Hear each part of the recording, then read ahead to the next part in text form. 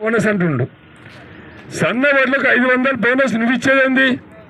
Already ట్రేడింగ్లో 27-2800 నుంచి 3000 దాకా ప్రైవేట్ వాళ్ళు సన్నబొట్టు కొంటున్నారు. 500 నువ్వు ఇచ్చేదేంది? ఇలా దొడ్డు ఓట్లు ఉన్నాయి. యాసంగి పంట అంటేనే దొడ్డు ఓట్లు ఉంటాయి. యాసంగి పంటలో దొడ్డు ఓట్లు నువ్వు కొనని చెప్పు, నువ్వు ఇయ్యని చెప్పు, కానీ సన్న ఓట్లకి ఇస్తా దొడ్డు ఓట్లకి ఇయ్యంటే పండించేదే దొడ్డు ఓట్లు.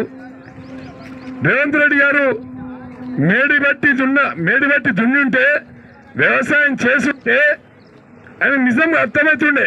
వ్యవసాయం యాసంగిలో ఎట్లాంటి ఓట్లు వస్తాయి, వర్షాకాలంలో ఎలాంటి ఓట్లు వస్తాయి తెలిసి ఉండేది. వ్యవసాయం చేయనటువంటి వ్యక్తి ఈ రాష్ట్రానికి ముఖ్యమంత్రి అయింది కాబట్టి రైతులు అంతా కూడా రోడ్ల మీదకి రావాల్సినటువంటి పరిస్థితి ఏర్పడింది.